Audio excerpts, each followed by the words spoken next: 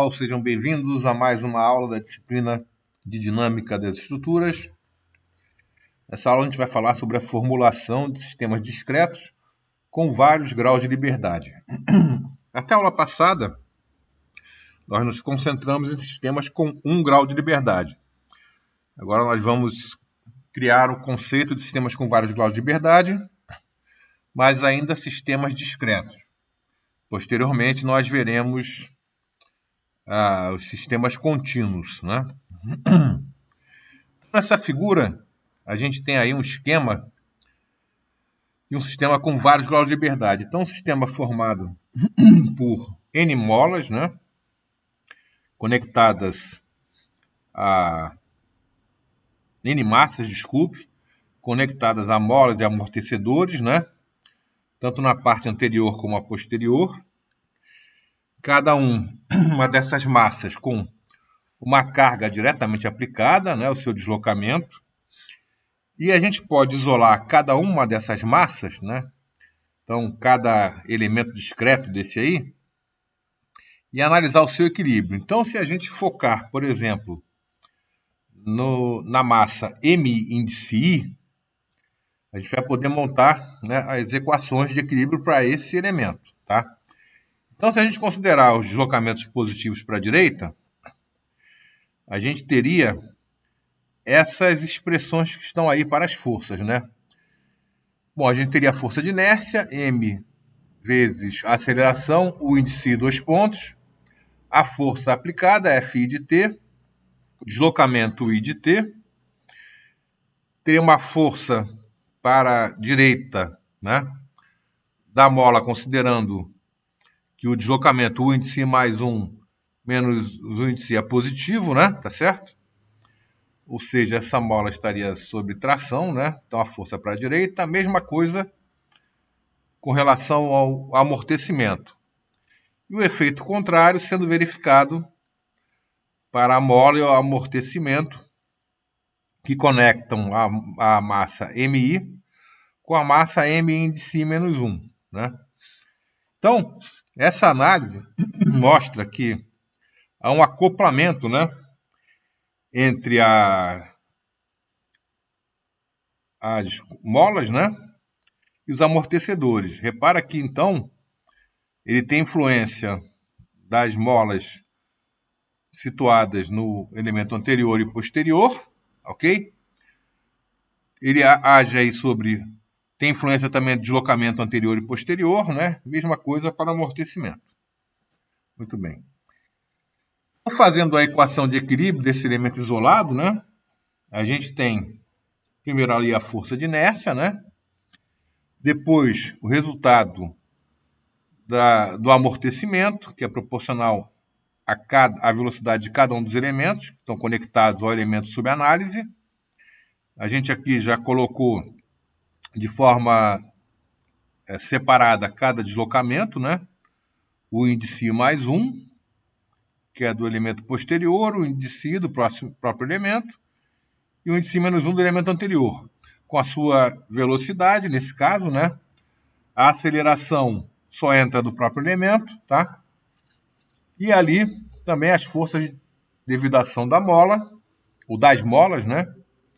Tá certo? Onde aparece também os deslocamentos do elemento anterior, do elemento atual e do elemento posterior. Igualando isso, a força diretamente aplicada a esse elemento de massa M índice I. Ok? Muito bem. Se a gente fizesse isso para todos os elementos, né? Então você repara que a gente vai ter, né, no caso da matriz de massas, uma matriz diagonal, porque cada elemento, né, cada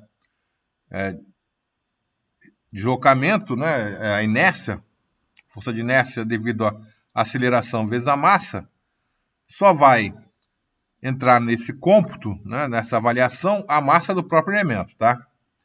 Então a gente verifica que a matriz de massa será uma matriz diagonal. Já no caso do amortecimento, como a gente viu, que ele pode ser afetado pelo amortecedor posterior, né? e o anterior, a gente já vai ter uma matriz tridiagonal, tá certo? E mesma coisa para a matriz de rigidez. Também será uma matriz tridiagonal. Então nós teremos a matriz de massa como a matriz diagonal e a matriz de amortecimento e de rigidez como matrizes tridiagonais, tá certo? E com isso a gente vai poder montar uma equação diferencial na forma matricial que aparece no final desse slide. Ou seja, M, os dois pontos de T, mas nesse caso M que está em negrito é uma matriz, tá?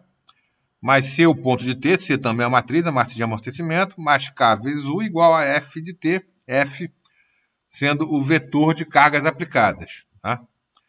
U de T, o vetor de deslocamentos, o ponto de T, o vetor de velocidades, e os dois pontos de T, o vetor de acelerações, tá certo? Então, repara que essa expressão, olhando dessa forma, ela é muito semelhante à expressão que a gente havia encontrado para um sistema com grau de liberdade. Só que ao invés das matrizes de massa, de amortecimento e de rigidez, a gente tinha uma única constante, tá? Ok? E agora nós temos matrizes, né? E o deslocamento, que era de um único ponto, né? Era um escalar, agora nós temos o vetor para deslocamento, consequentemente o vetor para aceleração e para velocidade. E também o vetor para forças aplicadas, certo? Muito bem. Bom, vamos tratar inicialmente, né, do sistema com vários graus de liberdade com vibração livre sem amortecimento. Então, o fato de ser vibração livre significa, como a gente viu na primeira aula, que eu não tenho carga externa aplicada. Então, aquele vetor será igual a zero, vetor F de t. Não tendo amortecimento, desaparece a matriz C e, consequentemente, né, o vetor de velocidade. Tá? Muito bem. Se a gente adotar como solução, né, para essa equação diferencial homogênea um vetor de t como φ índice I, né, cosseno de Wt menos W, tá? Ou seja, eu teria várias amplitudes multiplicadas por uma função harmônica, né? E substituindo isso naquela equação, o que eu vou ter? A segunda derivada do cosseno vai ser, na primeira derivada vai ser menos seno, a segunda vai ficar menos cosseno. Tudo isso multiplicado por W ao quadrado, né? Tá? E na expressão do U permanece o cosseno. Então, o cosseno de Wt menos beta vai poder ser cancelado, né? E vai me sobrar apenas o menos MW2, o dois pontos, ali faltou, não faltou o dois pontos não, ali menos MW2U, que eu já fiz a derivação, né? Mais KU igual a zero. Colocando o vetor de deslocamentos em evidência, eu fico com K menos MW ao quadrado, vezes o vetor U igual a zero. Se eu pré-multiplicar, né, ambos os lados da equação pelo inverso da matriz de massa, que é fácil de obter, né, porque é uma matriz diagonal, então eu vou ter M menos U vezes K menos a identidade W ao quadrado vezes U igual a zero. E essa matriz resultante da multiplicação da inversa da matriz de massa pela matriz de rigidez é chamada matriz dinâmica D. Então eu ficarei com a expressão D menos a identidade W ao quadrado igual a U. Desculpe, vezes U igual a zero. Então, eu caio num problema de autovalores e autovetores, tá certo? Que basta fazer com que o determinante daquela matriz resultante do parênteses, ou seja, eu tenho a matriz D menos a identidade vezes W ao quadrado, vai me dar uma matriz, né? Uma matriz de coeficientes desse sistema de equação, que multiplicada pelo vetor U é igual a zero. Nesse caso, me interessa ter uma solução não homogênea, não trivial, desculpe, uma solução não nula desse sistema. O que me leva a fazer com que o determinante daquela matriz seja igual a zero, ou seja, o determinante de D menos IW ao quadrado seja igual a zero. que vai me levar a uma equação característica, né? Cujas raízes serão os autovalores. Só que cada um desses autovalores, né, será o quadrado de uma das frequências fundamentais. Então, os autovalores são os quadrados das frequências naturais ou fundamentais de vibração. Os autovetores vão ser os modos naturais de vibração correspondentes. Tá? Bom, os autovetores sempre são ortogonais com relação à matriz de massa e de rigidez, ou seja, a gente pode demonstrar, né, que se eu pegar um vetor, né, φ índice I e outro vetor φ índice J, como sendo dois autovetores diferentes, tá? Então, o I diferente de J, né, eu posso chegar à conclusão que φ índice I transposto a M φ J é igual a zero, mesmo valendo para φ índice I transposto vezes K vezes φ J igual a zero. Então, isso significa que os autovetores, eles formam uma base nesse espaço dos modos de vibração natural da estrutura, tá? Ok? Ali tem um S a mais, seria o modo de vibração da estrutura. Muito bem. Bom, então o primeiro passo, né, que a gente tem que fazer no caso da vibração livre, sem amortecimento, né, é achar os autovalores e os autovetores, tá? Daquela expressão que a gente encontrou lá na matriz dinâmica, menos a identidade vezes W ao quadrado, tá certo? É o determinante igual a zero, leva a equação característica, as raízes da equação característica serão os autovalores.